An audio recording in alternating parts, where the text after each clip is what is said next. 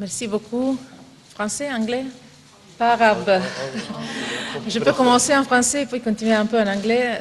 Sur mon arabe, je suis en train de travailler. Mes fréquentes visites ici à Beyrouth peuvent m'aider dans ce contexte. Mais c'est vrai, cher ministre, mes chers amis, c'est, je pense, ma 4e visite dans ces dernières années.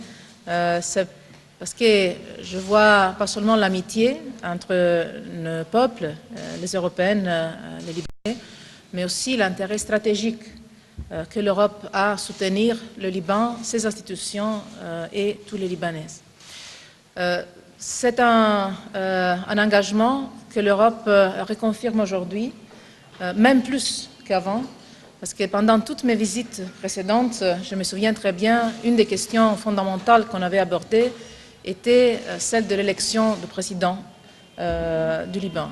Et aujourd'hui, c'est vrai, on accueille avec faveur le fait que le président Aoun a été élu, qu'un nouveau gouvernement, avec son chef de gouvernement, M. Hariri, est en place, travaille, que le Parlement, de que je sais, est en train de travailler avec un rythme très intense.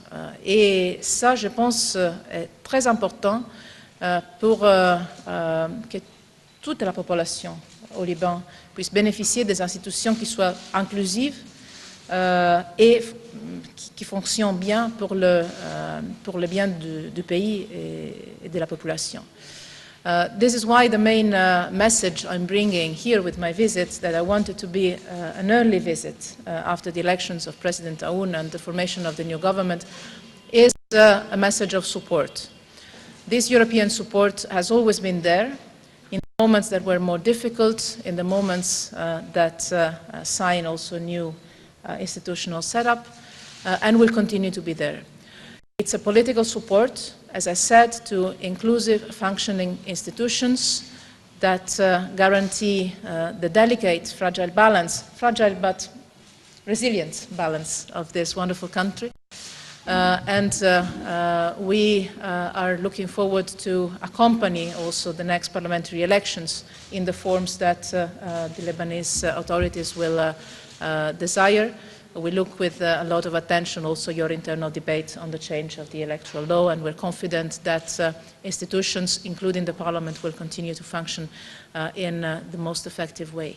Our support goes also to Lebanon, its institutions and its people when it comes to the difficult challenge of hosting so many Syrian refugees, and not only Syrian refugees, also Palestinian refugees. But as far as the Syrian refugees are concerned, the support that the European Union has given to Lebanon since the beginning of the Syrian war amounts at more than 1.1 billion euros, out of which about 800 millions dedicated specifically to the support of the Syrian refugees and the Lebanese hosting communities, because we know very well from our experience that hosting such a large number of people needs accompanying measures to make sure that the Lebanese can find jobs, have access to school and to all services, but also that the Syrian refugees can live good lives. And our support to Lebanon touches key sectors that are related to our bilateral relations. As you mentioned, 2 very concrete and key projects for us, our cooperation on counterterrorism and security, and our work on trade. And I could mention many others. But this strong bilateral relationship, this strong bilateral cooperation and partnership is also clearly symbolized in the fact that Lebanon was the first country in the region to conclude an agreement with the European Union on our partnership priorities during our visit in Brussels just a few months ago. So we will continue working together, including on the regional dynamics and the crisis we have around us. We discussed, as we always do every time we meet, because it's true I'm a frequent flyer here, but we also meet often at the margins of international and regional events, and this is always a pleasure. We will continue working together, trying to find political solutions to the crisis in Syria, first of all, where I am confident that a political solution for a power sharing and an inclusive system of governance can be found, and that could open the way for a different era, not only for Syria and for Syrians, including the refugees, but also for the neighboring countries and the region. And I hope that the Brussels conference we will host in April can be the moment when we could start looking ahead, somehow turning the page, and see if on the basis of a political transition, the international community can start working on the reconstruction.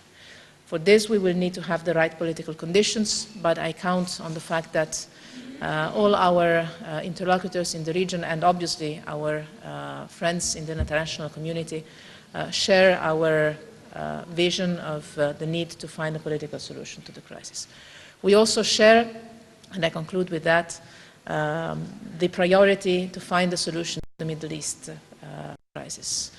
You know well, as Europeans, we always put the Palestinian issue on top of our agenda. For us, it is essential that a way to reopen negotiations and find a viable solution based on two states is found, and our work in this direction is constant on a daily basis, in particular with the parties. And I would like to recognize here the key role that the Arab Peace Initiative can play in any future settlement. I've always referred to the Arab Peace Initiative as a key element on which also the work we're doing with the Quartet is based. And in this, I also know that we are on the same page. So, looking forward to continue this strong partnership and cooperation, looking forward to continue to working together with you as a minister, but also with the new government in its entirety, with the parliament, with the president, and trying to bring the best to the region, to the people of Lebanon. And this is also the best, smartest way also to bring good news to the Europeans, because as I often say, and this is also why I come so often, we are in the same region. We are neighbors, we share the same sea, and also so much of the same culture. It is essential for us that more than a partnership, we build a friendship. And on the basis of this friendship, we continue to work together. Merci.